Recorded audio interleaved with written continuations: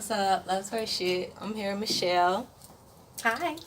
I have the privilege of meeting this angel tribe and her house. Look at this tree. I just had to get this in the background. So we just met on this love tour. We're here in Orlando, but is it like a certain area in Orlando? Is it like? I mean, we're in West Orlando, like Metro West. Orlando. Okay. I'm learning myself, but so. Yeah, Orlando's pretty big. I'm gonna just tell you, she a Leo, and we just sat here and had like the best flowing conversation. Like, I was like, dang, some of this probably should have been on video, but we're gonna just go and flow with it right now. You already know it's love tour shit. Love plethora. We out here. It's support. And honestly, what's bringing this together is the book, but it's also a blessing for me too, because I feel like I'm meeting everybody that I need to meet. Like, a lot of them are not on video with me, and I'm so grateful that she's open enough to, you know, capture this with me on the video. But it's like, this is, man, I gotta spread love. No fear, just push it, man. So you wanna go ahead? So yeah, I mean, I'm Tell 'em about Michelle, yourself. and I started following you on IG because you give me all the good juju. And if you guys are watching this, you are already familiar with that good juju. And I hope you are supporting Love Plethora, because this is just a beautiful woman. And I don't know, I saw you post, and like you said, I want to be open like you. I want to be authentic. Ooh. So I'm trying to be here and talk to you and keep spreading the love. Yeah. She's the mother of a Sagittarius, and Yes, exactly. her Sagittarius is 16, right? Yeah, she's 16. And she's doing a damn thing. You see, when I was younger, I wasn't really on it. I got on it around maybe like 18, but just So yeah, I mean, I can tell you about my daughter, of course. That's what moms do. So she's a Sag. That's one of the things that I loved about Jazzy too. Definitely, I'm a Leo and Sag, and we always get for along real. really well. We So always prove that. I was very excited when I saw that she was a Sag, and I sent her to my daughter, and we were starting to vibe on that. And my daughter's just an amazing person. She's like my 2.0 for sure. So she's 16 years old. She's already on track to graduate with her associate's degree and from high school right now, next year if she wanted to. Junior year. Like, she's a year ahead of the game. She's also a mixed martial artist. She loves to compete, which doesn't make me too happy. She likes getting hit in the face and stuff. It's wild. But she loves it. She has the energy for it. She's a good competitor. She's very competitive, and she's usually winning. So, Oh, you gotta add that fact.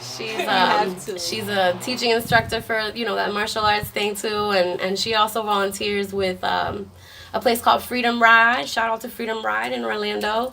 And they do horseback riding therapy for kids with disabilities or people with anxiety and different things like that. So she's a really good person, and she cares about people. And I just want to add that did you mention that she was a black belt? Yeah, exactly. She's a black belt. Okay. That's how she does this MMA stuff.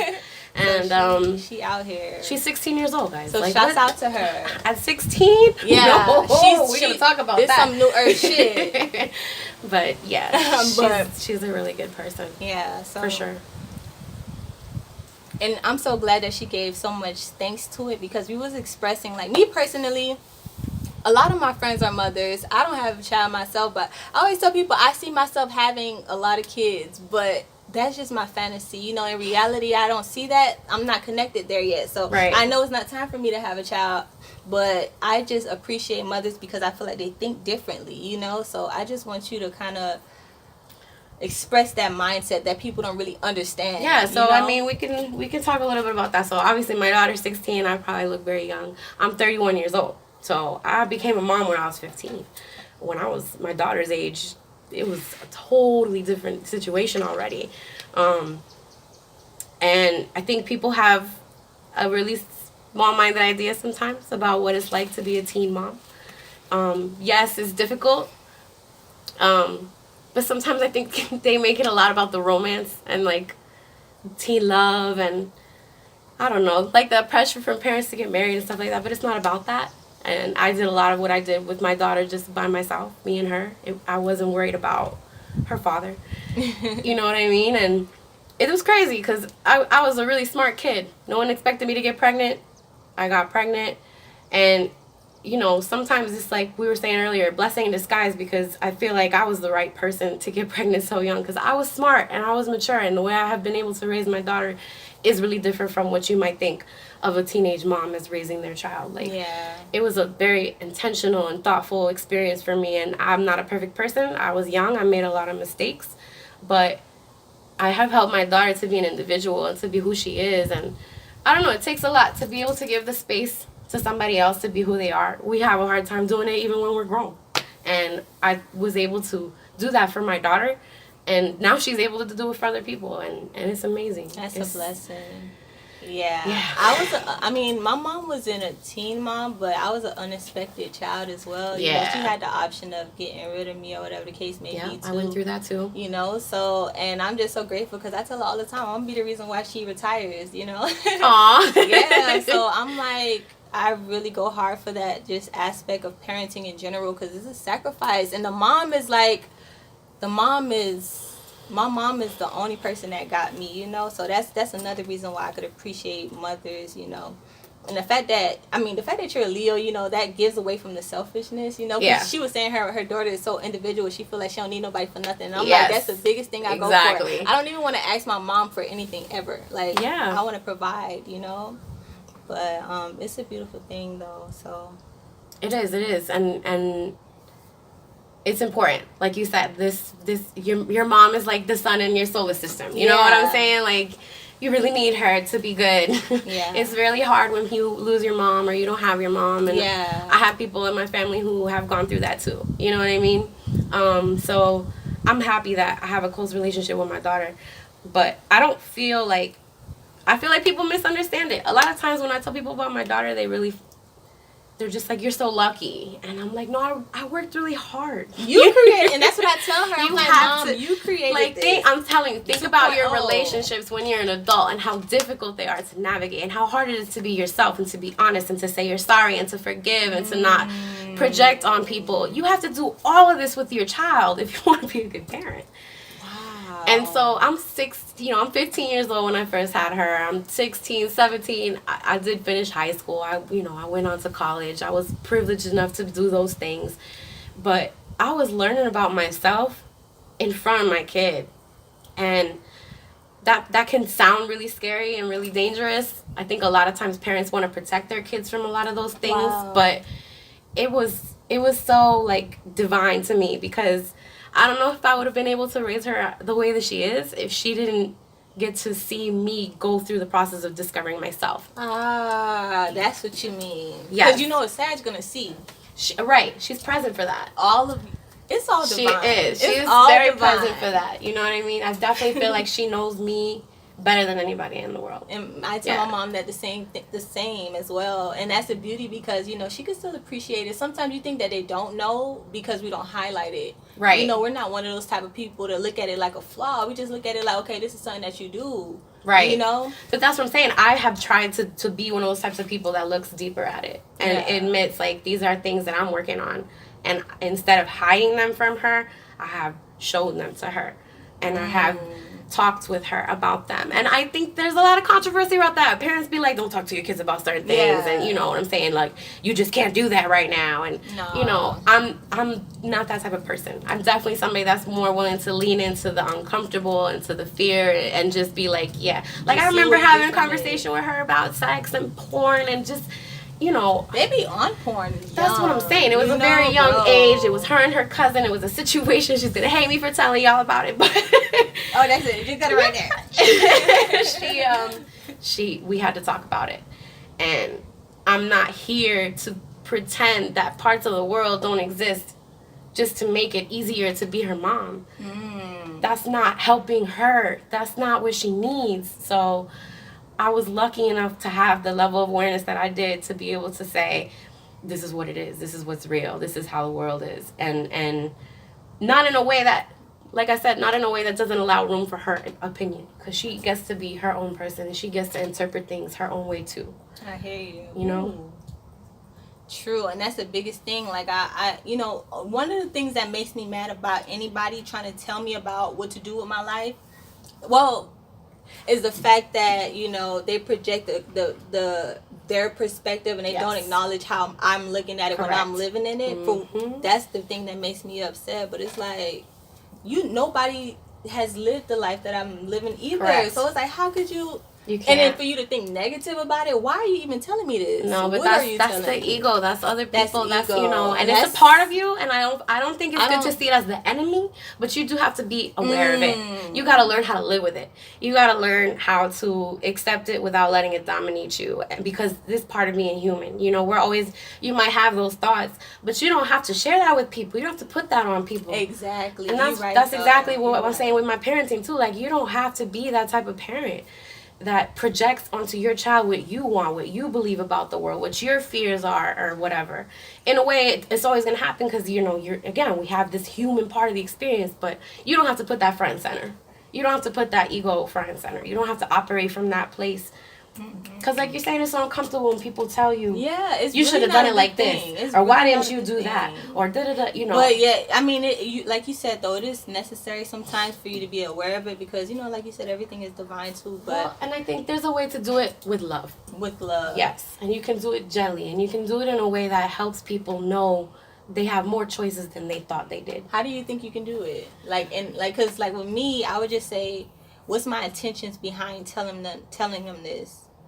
Do you feel, is it a concern, something that I feel like I would address or I'm trying to change, or am I just saying this because this was on my mind? So I studied psychology. Oh, okay. Right? I mean, and there's controversy with that too a little bit because it's like, okay, psychologists are crazy people. Literally. And I went through this crazy life, right? I had a kid when I was so young, and then voila, I get to my senior year, I take this psychology class, and I'm like, I'm going to do this. This is it. Yeah. People need help, right? So as a psychologist, I think that I have a specific strategy for what you're talking about. And that strategy is not so much to think about my intention and everything, but more like, what questions can I ask to help this person get to where I'm trying to take them? You know what I'm saying? Like, it's a lot about letting them hear themselves out loud. Because we don't do that. You know what I'm saying? When you get mad at somebody, you think about it later, like, I should have said this, I should have said that. But you don't think about, like, yo, what really happened? Why was I so mad? You don't think about yourself a lot. I don't think so. You think about what you could have done differently. You think about your image. But you don't think about, like, why what's happening to you could be happening to you. So you got to help people try to, like, listen to themselves and just ask them questions about wherever it is that they're at. And by helping them see where they're at, you're going to be able to manifest your intention of helping them change their perspective. Okay, because the reason why you're even having the conversation is because you're trying to understand their mindset anyways, you know, so your intention is to go in with that, and then after you see theirs, it'll make it easier for you to understand their perspective. Yes, I can't bring you to the party if I don't know where to pick you up. Exactly. So help me. You have to tell me the directions, how to get where you're at. Like, you have to help me. I want to meet you in the middle. You gotta help me get there. Then before you do that, also, well, in time, sometimes you don't, because like when you're first meeting people, that's different. But like with someone that you understand, I think the best way to do that though is to understand first how that person is in those moments too. Yeah. Because like me, in moments I could be like and be mad, and then a couple minutes later I'm over it. And then you're dealing with someone that's like the total opposite and have a grudge, and you know it could be calm and just they'd be like. But it's easier when it's with somebody that you know, because there's already, like, you're already going to come from a place of love. Loyalty, exactly. You're loyal, you feel close, like, you're going to come from a place of love. So it's hard to do with strangers, but it's the same idea. When you react a certain way, I got to come at you with love. I got to say, maybe this is how you are. Maybe there's a reason that you're doing this. That's not just to piss me off or to make me feel less than, or however it is that it's like making me think this is bad. Because that's what we're doing, right? I'm saying that what you're doing is wrong. And like you were saying before, like, how can you know that about me? I'm living my life. You know, it's so... And it's not that, like you're saying, that there's things you need to become aware of. We all need to become aware of things. But it's not going to be helpful to you for me to just say that's wrong. That's not how you're going to become aware of it. Because for you have a story, you know? Like... You have so much behind, like, what you do. And then when you know how much you're showing someone else, imagine how much they're not showing you when you think about it like that. Exactly. It's like, oof, sheesh, I don't even want to deal with it and get into that. How would you express, because you said you had to let go a lot. Do you let go in the same way every time? I think by now I'm a little more aware of how I do it, but okay. I don't know that it's the same way every time. I think the first thing I feel like I had to let go of was like my relationship with my mom. Like that's part of the reason I got pregnant so young, was because things were really hard for me when I was little. And I'm close with my mom now, like way close, but that took so much work. Me too. Yeah. I had to understand my mom. Exactly. Man. It took a lot of work to be kind, because, you know, we put a lot of pressure on our parents. Again, that psychology mentality, that Freudian, it's my mom and daddy's fault. Like, yeah. We're all just sharing this experience. It's true. It's a very important relationship, so I understand why people feel like that. I felt like that for a long time. Like, it's my mom's fault I got pregnant. You know what I mean? But, it wasn't her fault. It was more complicated than that. It's always more complicated than that. Yeah. You know what I mean? But I even forgot what point I was trying to make with that. I lost my train of thought for a minute there. I just know that you were saying that and put a lot of responsibilities on our parents. But I remember what we was talking about before that. Yep. Sorry, y'all. It's okay, though. You say what you have to say, Keeping it funky. She has a trampoline over there. You guys can't see it. Yeah, we like to jump. I was thinking we should have been like in there, but then that would have been too much though. No, the weeds are wild. And I was like, it might be a little bit too windy. You know, last time it was just flopping my thing over. Oh yeah, that would not be good. Definitely. But it's cool though. It captured how I need to. Definitely. Guys, go hug a tree. I'm gonna hug that tree after. I'm just grateful for the day. It's a beautiful day. Yeah. But so could you express, so you study psychology. Yeah. She does coding as well, which is, shout out to my sis, she does coding too. Yay! But, especially female coders. Yeah. That's a tribe right there. Come up. I'm with it. Yes. Yeah, no, I studied psychology, but I think I was going to talk a little bit about the sacrifices that you have to make, is kind of what I was getting to, talking about my own parents. I had my daughter, and I knew I was going to go to school. Like, I never really thought, oh, I have a baby, so I'm not going to graduate. I was a smart kid. I was very nerdy. I had good grades. Like, that was never an issue. So I'm like, of course, I'm going to graduate. So I did. I was able to homeschool for a year. I got my diploma, and, you know, I learned about psychology my senior year, and I decided to go to college and study that. When I graduated with my bachelor's degree, which took me like 5 years instead of 4. Where'd you go? I went to Valencia first, so local Floridian. That's dope. And then after Valencia, I direct connect to UCF. You know, they usually just accept you if you've done your degree. I get you. Yeah, so. No, I'm okay. Sorry. She munching. I'm hungry now. So, yeah, I went to college for psychology. I graduated my bachelor's, and I applied for grad school. So to be a therapist, you have to have a master's degree. Psychology is a field that you do expect to go through, like, a long time of education. So I tried to get into a graduate program 2 years in a row. I got on an alternate list, which means that if somebody doesn't accept it, I get in. Who doesn't accept it? So I didn't get to get in. I applied again because I felt like, oh, I was so close. But the second time I didn't even make the interviews. And then I applied one more time a couple years after the fact. And I didn't even have like the test scores that were high enough anymore. You know, like so many years had been going by that like I wasn't up to date. So I kind of just gave up. I had to let that go too. You know, this idea of being a therapist. And that's kind of how the road has been long, but it's ended me up in the coding because I've had to reinvent myself. I've had to find another way to like stay in the workforce. You know what I mean? And right now I'm still looking. You know, I'm applying every day, trying to get my first opportunity as a developer with a company. And I work for myself in the meantime. Okay, that's what I was saying. Yep, I work for myself right now. So I just try to do the best I can. A lot of networking, right? The people that are feeling like they can trust you, those are your clients. Express what coding is. We only have like 1 more minute just to let you know. Yeah. That. So coding is just coding is kind of creative. I think people think it's kind of like boring because it's tech, but it's not like that because you're creating apps, you're creating algorithms and ideas. You get to decide how it gets done. There's actually a lot of different ways to code now because technology is so big. So it was a very overwhelming thing to learn. I'm not going to lie. I'm into Forex now. You know what Forex is? Foreign exchange. Oh, nice. It's almost like the stocks thing, whatever, but it's like a science behind it. You're learning too. Yeah. It's hard. Money's complicated. If you really want to make good money and you got to know about some really serious stuff, like... You have to be committed, though. That's the biggest There's thing. no way around it. Do it. Do the work. Just do it. Do the work. I did it. I mean, I do it. Hold on. No, that's the line. That ain't the line. Hey. I'm sorry. I just had to when you said that.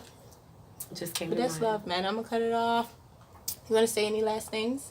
I love you guys. All Love yourself. It's all love. Peace. Bye. Love. Blessings.